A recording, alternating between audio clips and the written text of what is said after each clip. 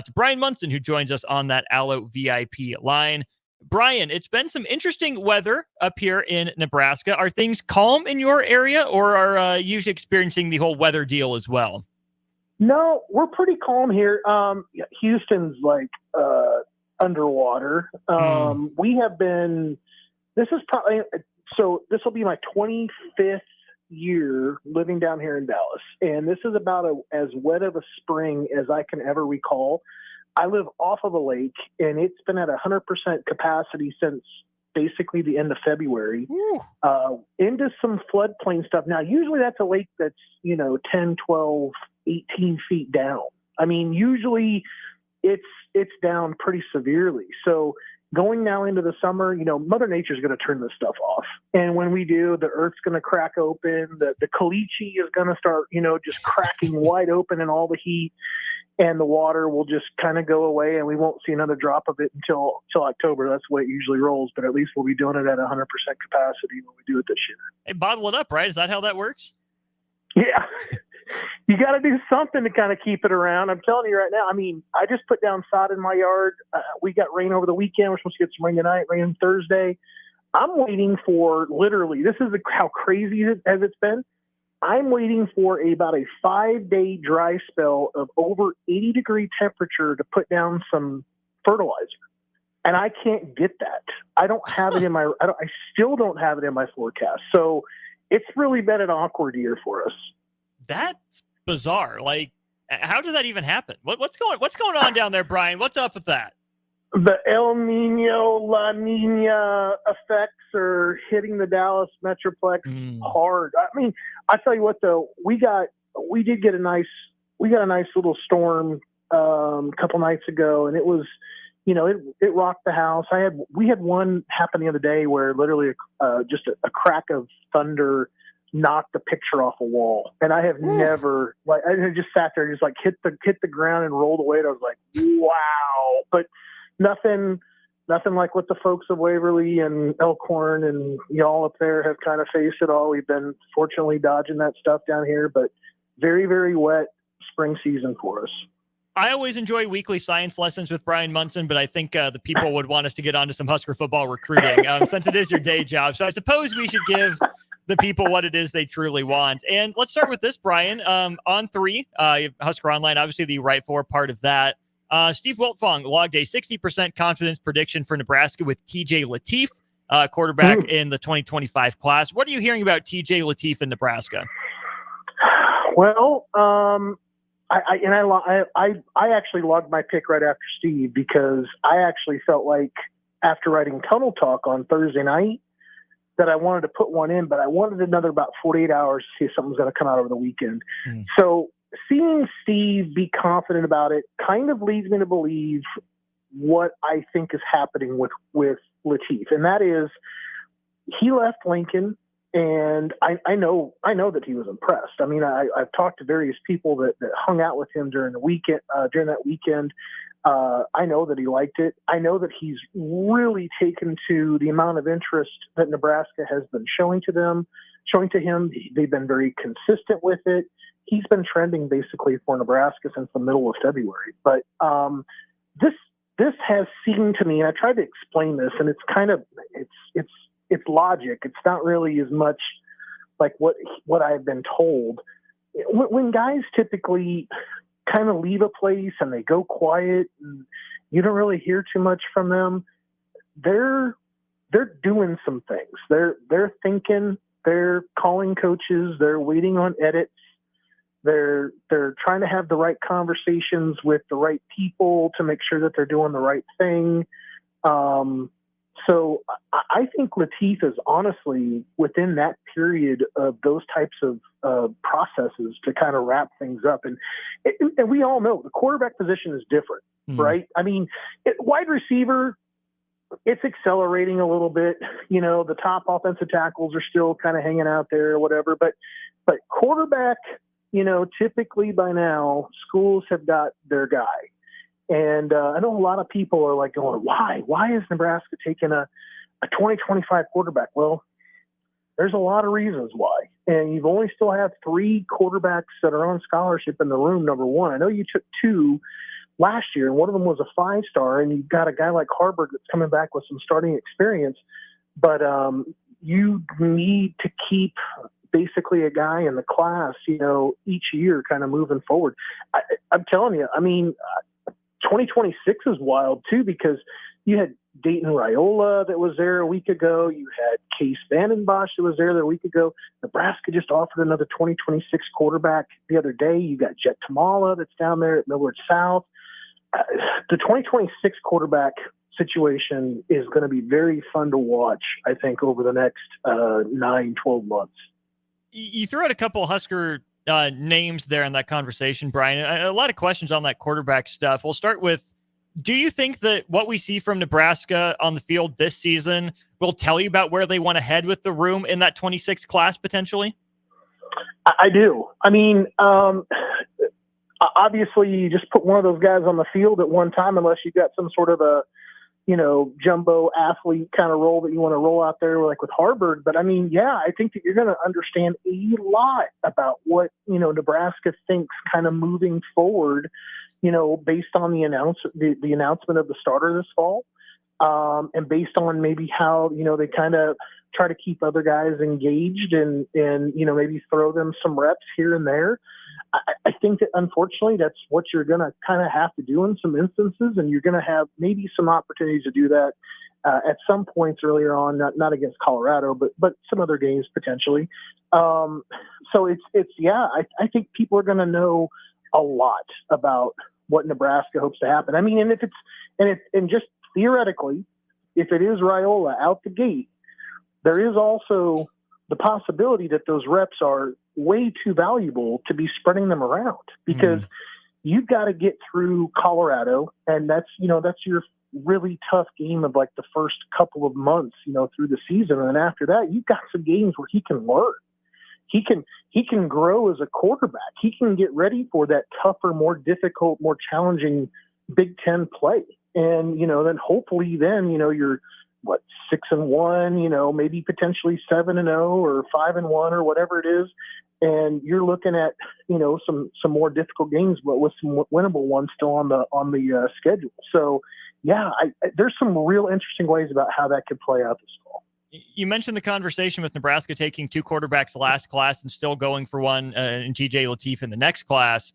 Bryan, I think every college football head coach, every quarterback coach would tell you they want a scholarship guy per year, but we're in the day and age of the transfer portal. Has recruiting quarterbacks at all changed for those coaches and how they do it? Is it still the goal and the objective to get 4, or are more and more college coaches saying, hey, we might not get a quarterback every class, we have to go all in on the guy we have now, or in on this particular class more so than others?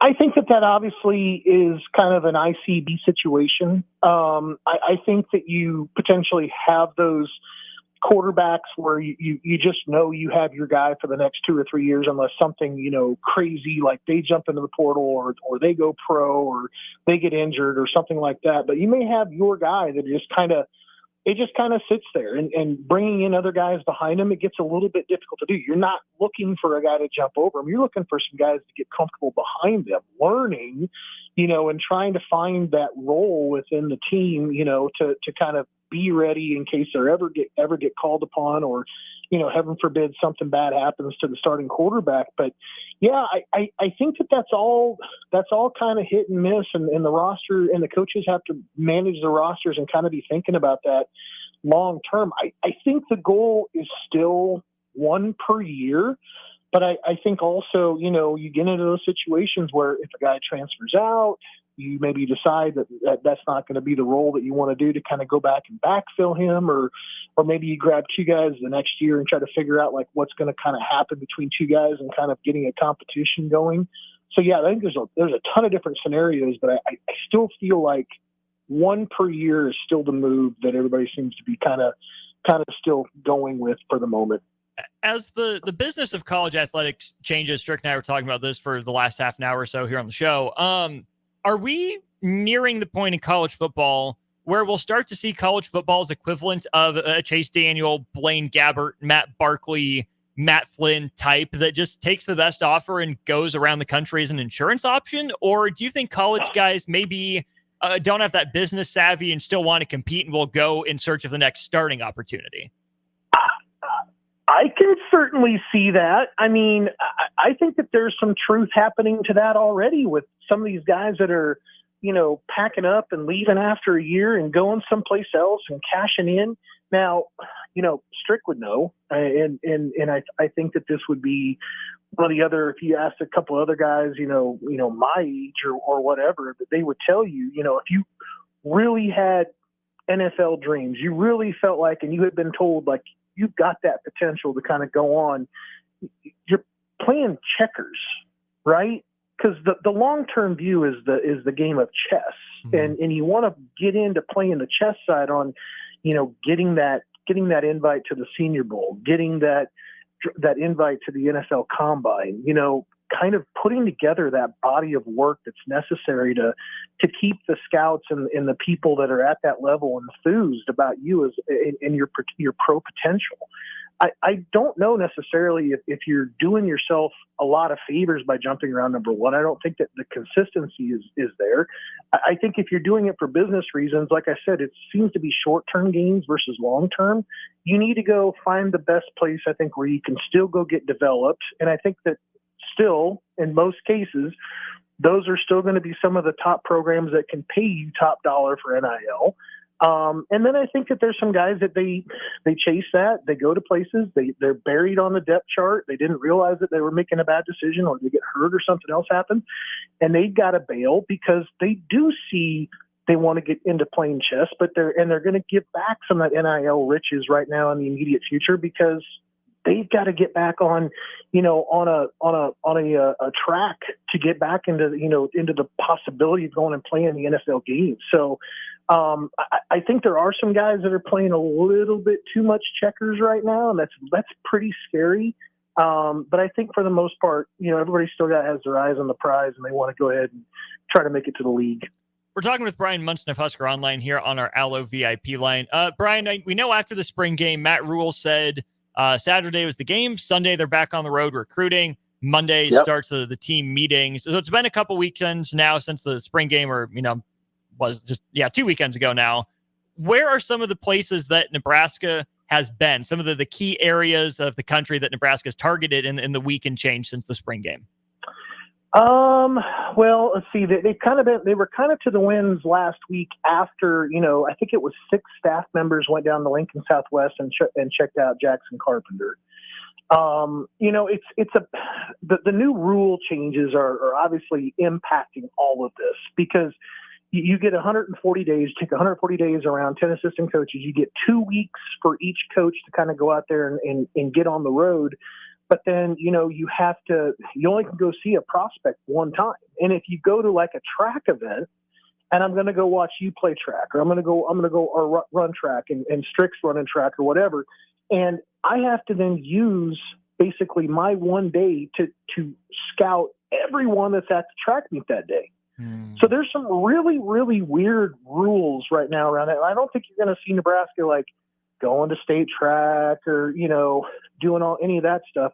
I think that's why you're seeing it to be more of an event. Like Jackson Carpenter's mom came out to the school and met with the coaches.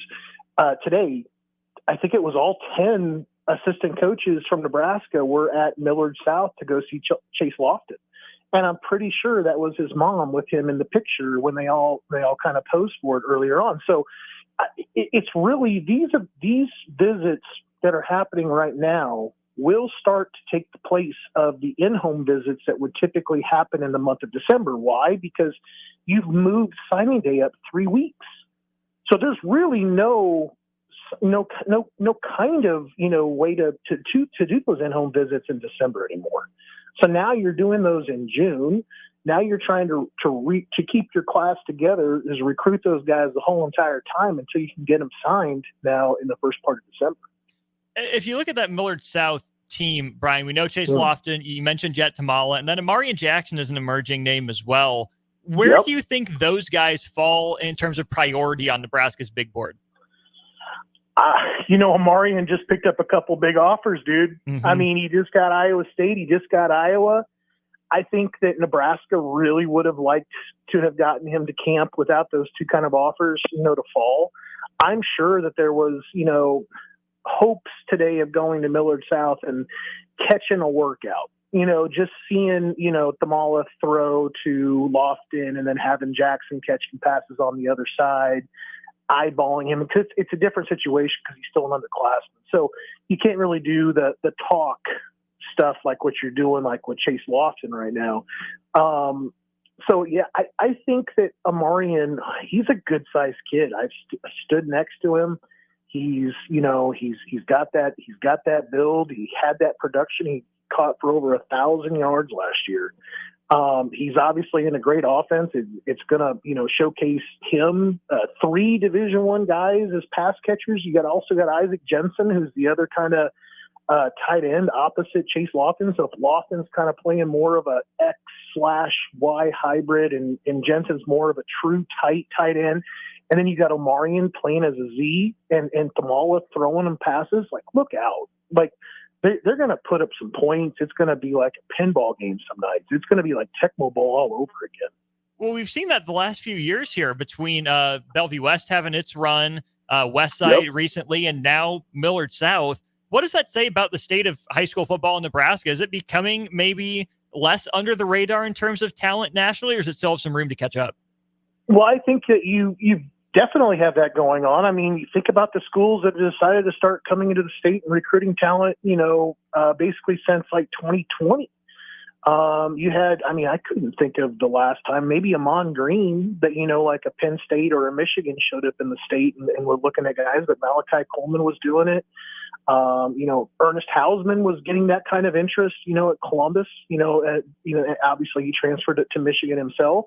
But I mean, I think the talent is, I think that it's better, like on a national level. I think that these schools are realizing that it's advanced. And I think, you got the Carter Nelson and the offers he got and what's going on now with Lofton and Jensen. And I think that there's a lot of people that are realizing that you have those types of athletes, and there may not be 12 of them, but there's going to be 5 or 6. And you're going to want to go back in there and you're going to want to make sure that you check out all of them to see if there's and how they kind of compare nationally, because the other 2 other ones that you want may be in Dallas or they may be in Texas, and it may just be too hard to get those guys away from SEC Big 12. But if you got a kid that's in Nebraska that's listening to other schools that maybe wants to think about taking some trips in Rocky Top or, Ohio State or whatever, all sounds good to take a visit to. I think that those are going to be, potentially some very approachable recruits, to kind of go ahead and take a look at if you're those programs. Bryan Munson of Husker Online, our guest here during our 3:30 segment on Mondays. Great look at Husker recruiting, as always, from Bryan. Appreciate your time, Mr. Munson. We'll do it again next week. Be good, guys. We'll see you soon.